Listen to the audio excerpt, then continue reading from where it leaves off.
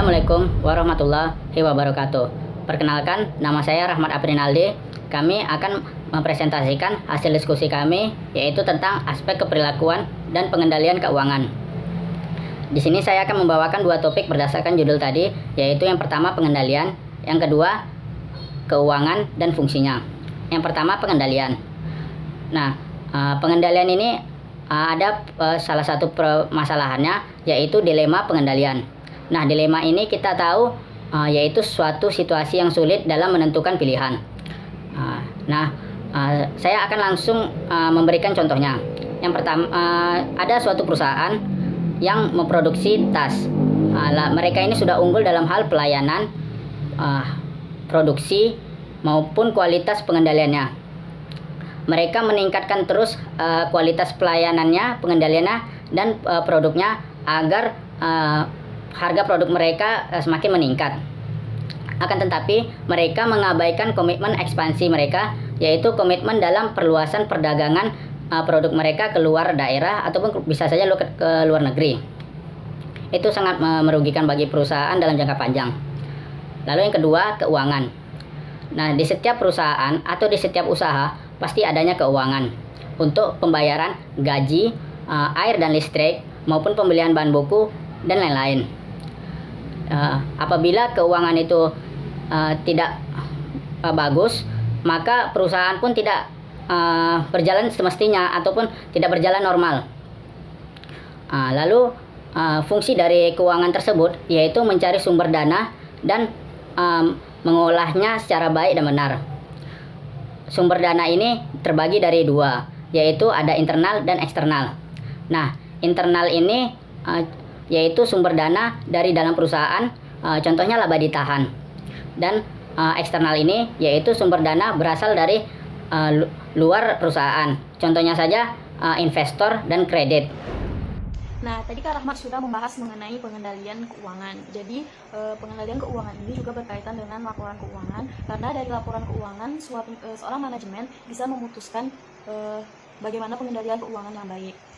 Seorang akuntan harusnya tahu betapa pentingnya sebuah laporan keuangan, karena laporan keuangan ini digunakan untuk mengetahui posisi keuangan suatu perusahaan dan kinerja perusahaan tersebut.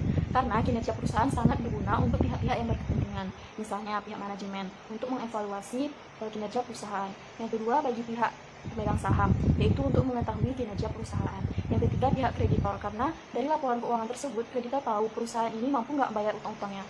Terus yang keempat, bagi pihak pemerintah, dalam hal ini yaitu dalam hal pajak. Dan yang kelima, bagi karyawan, yaitu untuk keamanan kerjanya gitu. Nah, tentunya laporan keuangan itu harus disusun dengan baik dan sesuai dengan sifat-sifat laporan keuangan. Ada dua sifat laporan keuangan menurut SAK atau standar akuntansi keuangan. Yang pertama bersifat historis, maksudnya laporan keuangan yang dibuat itu berdasarkan data dari kejadian yang sudah terjadi. Dan yang kedua bersifat umum, maksudnya laporan keuangan ini kan dibuat untuk berbagai pihak yang berkepentingan terhadap perusahaan, seperti yang sudah saya jelaskan tadi, kayak pihak manajemen, pihak pemegang saham, kreditor, pemerintah ataupun karyawan. Nah, laporan yang bersifat historis tadi memuat 3 hal penting. Yang pertama, fakta yang telah dicatat. Nah, maksudnya di sini pencatatan akuntansi itu berdasarkan fakta. Misalnya, berapa jumlah kas yang ada di perusahaan maupun yang ada di bank, berapa utang perusahaan, berapa aset perusahaan, dan lain sebagainya. Yang kedua itu prinsip-prinsip dalam akuntansi, sebagaimana yang digunakan adalah prinsip akuntansi yang berlaku umum, yaitu General Accepted Accounting Principle. Dan yang ketiga adalah pendapat pribadi. Nah, laporan keuangan ini kan disusun sesuai dengan PSAK, namun penggunaannya disesuaikan lagi oleh akuntannya sendiri atau pendapat akuntan itu. Misalnya nih, penetapan metode persediaan, apakah itu nanti akan menggunakan metode FIFO atau metode average. Laporan keuangan tentunya ada aktivitas-aktivitas keuangan yang harus kita kendalikan. Nah, ada 4 aktivitas yang harus dikendalikan. Yang pertama adalah aktivitas perencanaan atau planning activity. Nah, ada 2 kondisi tentang perencanaan ini. Yang pertama, jika kita mau memulai usaha, tentunya kan ada rencana, namanya kan rencana bisnis. Nah, dalam rencana bisnis ini tentunya ada tujuan perusahaannya, strategi perusahaannya, dan segala macam yang berkaitan dengan rencana baru gitu kan. Terus yang kedua, kondisi kedua, di mana kita sudah memulai usaha, namun ada hambatan atau rintangan. Misalnya kita butuh dana, jadi butuh dana dari pihak ketiga seperti misalnya dari kreditor atau banknya. Jadi rencananya bagaimana kita dapat membayar utang-utang tersebut. Yang kedua, aktivitas pendanaan atau financing activity. Jadi aktivitas pendanaan ini gimana caranya supaya perusahaan itu memperoleh dana atau uang yang nantinya berguna untuk membayar kebutuhan perusahaan. Jadi pendanaan itu bisa diperoleh dari luar. Misalnya ada aktivitas investasi atau investing activity. Jadi investasi itu kan kita mengeluarkan uang atau menyimpan uang pada sesuatu yang nantinya bisa mendapatkan keuntungan di kemudian hari gitu. Misalnya kita investasi pada surat berharga kayak obligasi, saham. Dan yang terakhir ada aktivitas operasi atau operating activity. Jadi aktivitas operasi ini pelaksanaan dari semua aktivitas kayak tadi aktivitas perencanaan, aktivitas pendanaan, dan aktivitas investasi. Jadi ada 5 komponen yang dilibatkan. Yang pertama penelitian dan pengembangan, kemudian pembelian, produksi, pemasaran. Nah, tadi Lara udah jelasin tuh tentang aktivitas keuangan yang perlu dikendalikan. Jadi dalam pengendalian keuangan itu ada beberapa konsep matematis yang digunakan dalam keuangan. Konsep statistik umum yang digunakan dalam pengendalian keuangan itu dilakukan dengan pendekatan rasio, di mana rasio ini merupakan perbandingan antara dua jumlah atau angka. Jadi, rasio ini tadi dikatakan bermanfaat kalau si rasio ini tadi bisa memperlihatkan suatu hubungan yang mempunyai arti. Contohnya itu kayak rasio yang menggambarkan hubungan antara penjualan dan biaya pemasaran. Kemudian, pengelompokan rasio keuangan itu dapat dilakukan dengan beberapa cara, tapi tidak ada salah satu analis rasio yang bisa menjawab semua kepentingan. Jadi, untuk menjawabnya dikembangkanlah 5 rasio keuangan.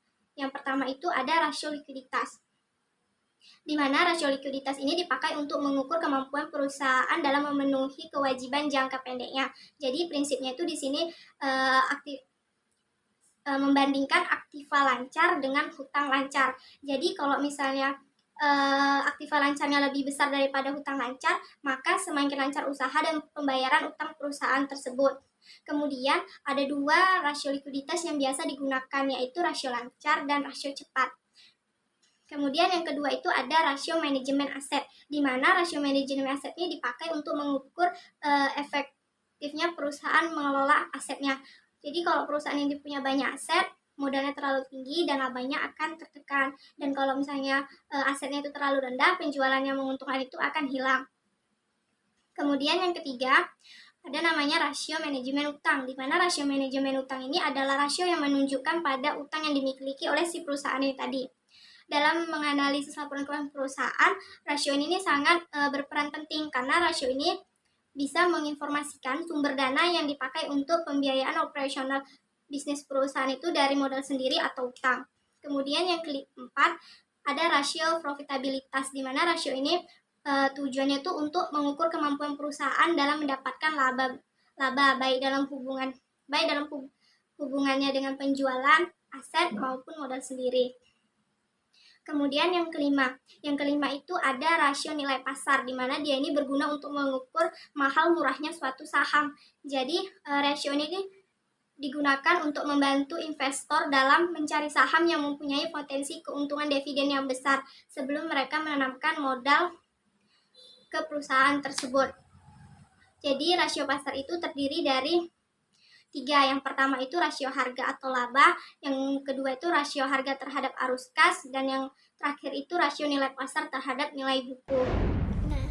Nah, tadi Via sudah menjelaskan beberapa konsep materialitas yang dikembangkan dalam bentuk rasio. Nah, sekarang saya akan menjelaskan aspek dimensi keperilakuan dalam pengendalian keuangan, di mana ada umpan balik mekanikal versus respon perilaku. Fokus utama sebenarnya dalam subsistem pengendalian keuangan adalah perilaku dari orang-orang yang ada dalam suatu organisasi dan bukan pada mesin atau mekanikalnya. Nah, contoh dari pemanfaatan mekanikal ini seperti apa yang bisa dapat mempengaruhi perilaku seseorang? Contohnya adalah pada penggunaan fingerprint, di mana setiap perusahaan rata-rata hampir menggunakan fingerprint untuk mencegah keterlambatan para karyawan. Nah, kalau pengendalian keuangannya seperti apa? Pada contohnya setiap perusahaan mungkin punya aplikasi yang berbeda-beda. Contohnya mungkin di suatu perusahaan yang punya aplikasi Zahir, di mana staf yang mengerjakan aplikasinya atau yang menggunakan aplikasinya harus paham terlebih dahulu dengan konsep akuntansinya, karena apabila tidak mengerti dengan siklus akuntansinya, maka sistem itu tidak akan berguna dengan baik.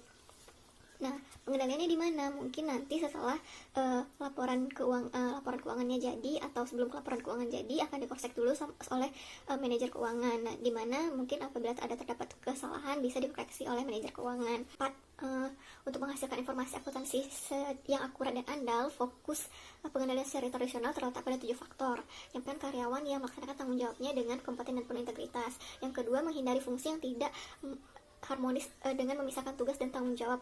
Yang ketiga, mendefinisikan wewenang yang terikat dengan posisi sehingga kesesuaian transaksi dilaksanakan dan dapat dievaluasi.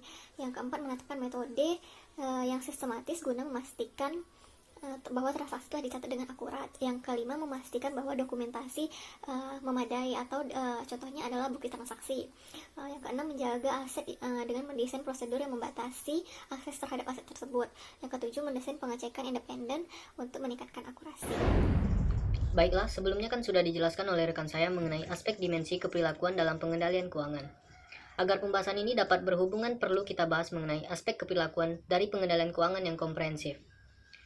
Untuk aspek keperilakuan ini, secara formal merupakan suatu konfigurasi yang saling melengkapi, yaitu subsistem formal yang mendukung proses administratif.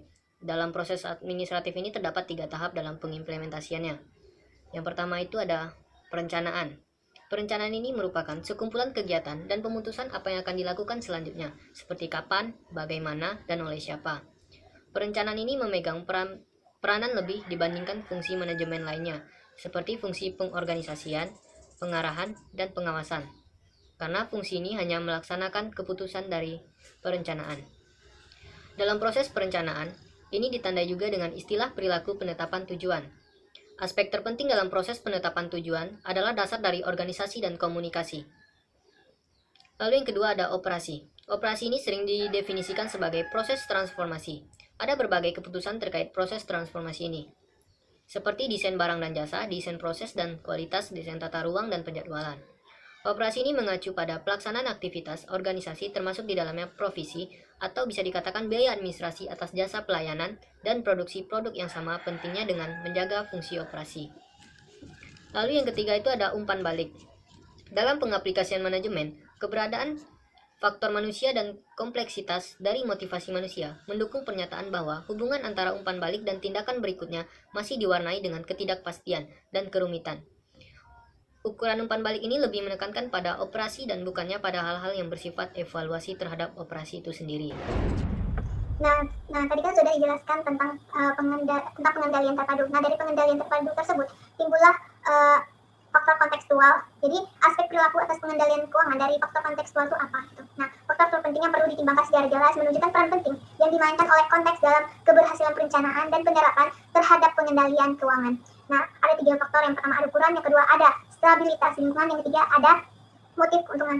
Ukuran itu dipandang sebagai peluang jika berfungsi sebagai pemberi manfaat ekonomi dan bukan sebagai strategi pengendalian. Contoh, mengukur kinerja keuangan. Apa sih yang kita ukur? Yang kita ukur adalah laporan keuangannya. Nah, dari laporan keuangannya itu, apa sih alat ukurnya? Alat ukurnya yaitu dengan rasio keuangan yang sudah dijelaskan oleh Sylvia tadi. Selanjutnya yaitu stabilitas lingkungan. Nah, stabilitas lingkungan yang dimana desain pengendalian dalam lingkungan yang seimbang atau stabil dapat berbeda dengan desain pengendalian dalam lingkungan yang selalu berubah. Nah, stabilitas dalam lingkungan ini dapat dinilai dari kekuatan gerakan secara eksternal menghasilkan yang memerlukan suatu tanggapan. Nah, derajat stabilitas lingkungan tersebut dapat ditingkat dengan memilih alat yang tepat terhadap perubahan lingkungan. Artinya, dilihat juga dong dari perkembangannya. Nah, contohnya pengenalan jumlah produk baru. Contoh, share masker. Dulu kan 1 botol masker itu kan harganya relatif mahal. Tapi sekarang 1 PCS serum masker itu relatif murah. Apalagi antara masker yang manfaat masker yang kemarin yang 1 botol itu sama yang dengan 1 PCS ini sama-sama gitu kan, maksudnya dosisnya, efeknya gitu atau kualitasnya sama gitu. Jadi orang bakalan banyak beli serum masker dibanding dengan botol tadi gitu. Itu yang maksud dengan stabilitas lingkungan. Yang ketiga, motif keuntungan. Nah, motif keuntungan itu dapat diartikan sebagai dasar keuntungan, artinya awal atau metode dari keuntungan. Nah, contoh perusahaan A mengalami untung itu kan di bulan ini. Nah, kok bisa sih dia dapat untung? Kayak gimana ya tuh? Ya mungkin karena penjualannya meningkat gitu. Nah, apa sih motif untungnya itu? Kan ya banyak, seperti menarik pelanggan dengan diskon gitu. Nah, dari motif keuntungan itu bisa juga loh, bukan berdasarkan dari nilai, tapi untuk diri kita sendiri pun bisa sebagai motivasi. Nah, nggak seperti misalnya dari motivasi itu dengan dia mengalami untung tuh dia bisa aja membuat bisnis baru contohnya kan, atau sebuah cabang gitu, artinya dia itu menumbuhkan bisnis. Aspek keberlakuan dalam perekayasaan pengendalian keuangan. Salah satu penentu dalam desain pengendalian adalah tujuan dari proses pengendalian akuntansi dengan berbagai karakteristik. Pentingnya, proses variabel dapat diilustrasikan sebagai proses sederhana maupun proses kompleks dan proses biaya variabel maupun biaya tetap. Proses sederhana merupakan proses yang dikarakteristikan dengan memahami hubungan sebab akibat dengan baik, sedangkan proses kompleks melibatkan berbagai hubungan yang tidak dapat dipahami dengan baik. Jadi, dapat dilihat bahwa proses sederhana lebih mudah dikendalikan. Dalam proses sederhana maupun kompleks, terdapat biaya yang tidak dapat dihindari di perusahaan, yang kemudian akan menimbulkan kesulitan dalam mendesain pengendalian terhadap aplikasi biaya. Biaya variabel adalah biaya yang berubah sesuai dengan perubahan volume produksi. Contohnya seperti biaya bahan baku dan upah langsung. Strategi pengendalian biaya. Untuk proses strategi biaya variabel seringkali berbeda dalam hal substansi dengan strategi pengendalian biaya yang disesuaikan. Misalnya, proses biaya variabel selalu menekankan pada konservasi, sementara proses biaya tetap selalu dikaitkan dengan efektivitas dari utilitas. Baiklah, setelah kita membahas aspek perilakuan dalam perekayasaan pengendalian keuangan, selanjutnya kita akan membahas mengenai aspek perilakuan dalam pertimbangan rancangan. Dalam mempertimbangkan sebuah rancangan, kita juga perlu mempertimbangkan sebab akibat. Karena dengan mempertimbangkan sebab akibat, kita memiliki kemampuan untuk mengantisipasi kemungkinan apa yang akan muncul atau akan kita hadapi di kemudian hari. Terdapat 3 bagian dalam pertimbangan rancangan. Yang pertama yaitu antisipasi secara logis. Antisipasi secara logis yaitu berarti kita mempertimbangkan hal apa yang akan muncul. Kita akan berpikir secara logika atau nalar. Ini merupakan komponen inti dalam mendesain sebuah pengendalian, terutama bagi seorang manajer keuangan, dalam membuat pertimbangan apakah keputusan yang diambil akan berdampak baik atau buruk. Yang kedua yaitu relevansi terhadap teori agensi, yaitu menjelaskan bagaimana pelaku dapat menggabungkan pendapat antara pemberi perintah atau prinsipal dan bawahan atau sebut dengan agen. Pemberi perintah itu disebut sebagai prinsipal, sedangkan bawahan itu disebut sebagai agen. Dia memiliki hubungan kerja seperti atasan dan bawahan. Biasanya setiap hubungan kerja itu memiliki sebuah kemungkinan untuk terjadinya sebuah masalah. Dan biasanya ini terjadi pada skala besar. Sehingga ini dapat memicu munculnya sebuah biaya untuk melakukan pengendalian atau mengawasi hubungan kerja antara keduanya. Teori ini berfungsi untuk menganalisa dan menemukan solusi.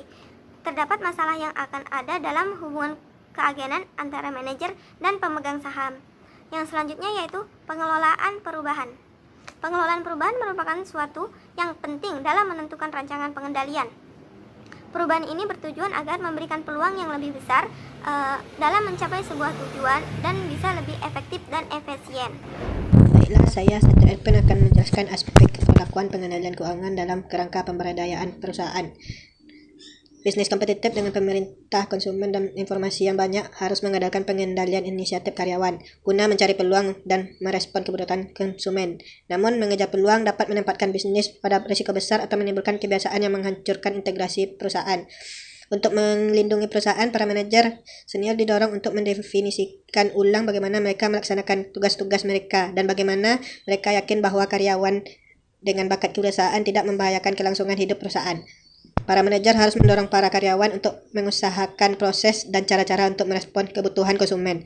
Ada 5 unsur pengendalian yang penting dalam lingkungan bisnis, yaitu sistem pengendalian diagnostik adalah bertujuan untuk menghilangkan beban manajer terhadap pengawasan yang konstan. Sekali tujuan ditetapkan, penghargaan akan didasarkan pada tujuan tersebut. Kedua, sistem kepercayaan digunakan dalam upayanya untuk menegaskan nilai-nilai dan arah yang diinginkan. Yang ketiga, sistem pembatasan. Sistem ini didasarkan pada prinsip manajemen yang sederhana namun mendasar, yang dapat disebut sebagai kekuatan negatif.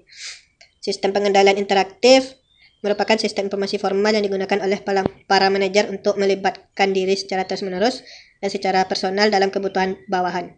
Yang kelima, Penyeimbangan pemberdayaan pengendalian. Para manajer senior yang mengatur arah dan strategi perusahaan secara keseluruhan memastikan bahwa mereka memiliki cukup pengendalian atas operasinya yang luas dengan menggunakan seluruh unsur pengendalian. Sekian.